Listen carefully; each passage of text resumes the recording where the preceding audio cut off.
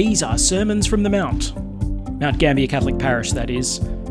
This is the Sunday Gospel and our short reflection on it. I pray the Word of God bring each of us closer to Jesus, the Word made flesh. The Lord be with you. A reading from the Holy Gospel according to Luke. Great crowds accompanied Jesus on his way, and he turned and spoke to them. If any man comes to me without hating his father, mother, wife, children, brothers, sisters, yes, and his own life too, he cannot be my disciple. Anyone who does not carry his cross and come after me cannot be my disciple. And indeed, which of you here, intending to build a tower, would not first sit down and work out the cost to see if he had enough to complete it? Otherwise, if he laid the foundation and then found himself unable to finish the work, the onlookers would all start making fun of him, saying, "Here is a man who started to build and was unable to finish." Or again, what king marching to war against another king would not first sit down and consider whether with 10,000 men he could stand up to the other who advanced against him with 20,000? If not, then while the other king was still a long way off, he would send envoys to sue for peace. So in the same way, none of you can be my disciple unless he gives up all his possessions. The Gospel of the Lord.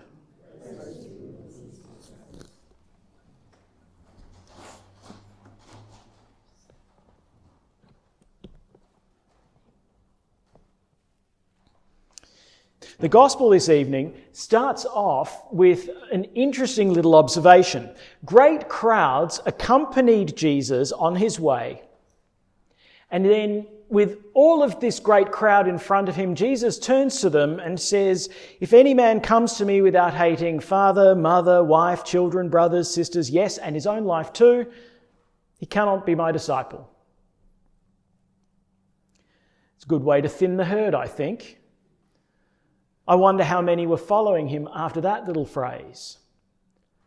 It's very perplexing to hear Jesus speaking so strongly with respect to our strongest natural relationships. Parents, spouses, siblings, and then finally the relationship that we have with our own life too. And when Jesus says that, well, someone who has a preference for these rather than me, that they cannot be my disciple, I don't think so much that Jesus is saying here that I'm not going to accept them as a disciple. I think it's more in the sense of they're not going to manage to be my disciples. If you remember the life of St. Francis of Assisi, Francis was born into a merchant family, which meant he was born into quite a bit of privilege and wealth. And as he was growing up, he liked to dress finely because his father was a cloth merchant, and he was a bit of a gadabout town at all the important parties. And in the course of his growing up, he had dreams of being famous, important, of high regard. So what he did is he inserted himself into the war between Assisi and the neighbouring town of Perugia. He thought he'd find himself some military glory in being a knight. Well, in the first campaign, Francis was captured. He was imprisoned by the Perugians for a year and was only released after his father paid a ransom. But it's during this year that things started to shift a bit for Francis. Having returned to Assisi, he also grew very ill. So much so that he thought that he was going to die. And that really started to clarify his intentions. A couple of things happened to him in those months and years. He was walking by and he met a leper. someone who should have been an outcast from society, someone who was commonly considered cursed by God. And Francis, overcome by this man's presence, kissed his hands, recognizing in the presence of this leper the very presence of Jesus. He went to a small, dilapidated chapel dedicated to San Damiano. And in this rundown little church, he had a vision of Jesus on the cross asking him to rebuild his church. And looking at the surroundings of the dilapidated little chapel, he decided, well, I guess what Jesus wants me to do is fix this place up. So he went and sold a lot of the cloth that belonged to his father and used that money in order to put the chapel back together. His dad wasn't too impressed. In fact, his dad was furious and dragged this young fellow before the bishop and told him, you either repay me or you're out of the will. You'll renounce your inheritance. And what St. Francis of Assisi did was take off his clothes and hand them back to his father. These belong to you, Dad. I think here we have an example of what Jesus is talking about in the gospel. That if in this moment St. Francis of Assisi had preferred to live up to the expectations of his father, he wouldn't have managed to be a disciple of Jesus. If he had put this preference ahead of following, then he would have fallen away.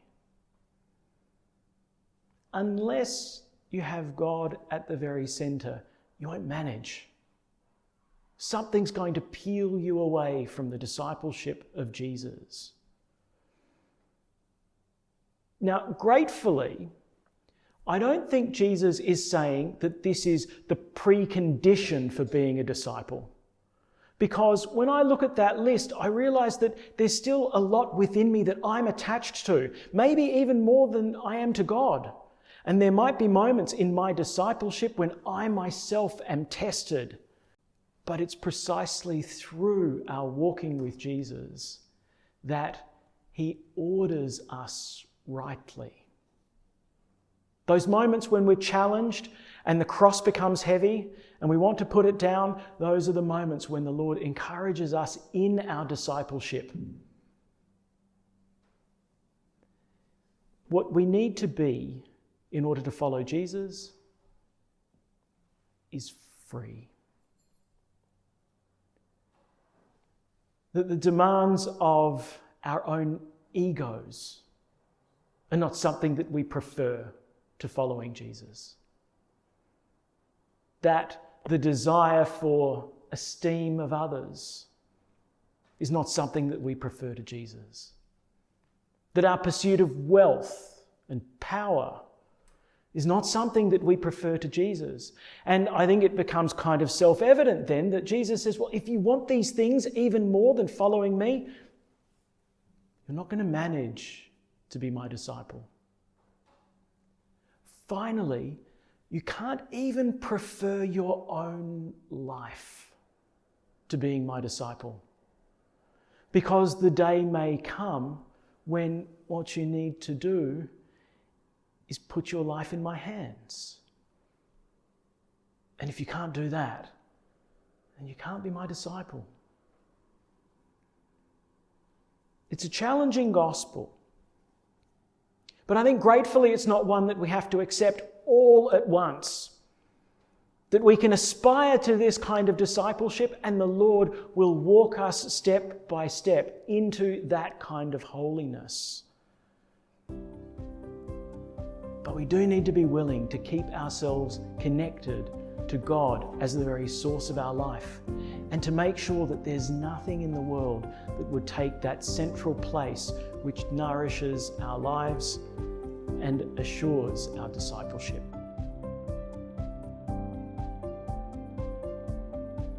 Thanks for joining us for this Sunday's Gospel.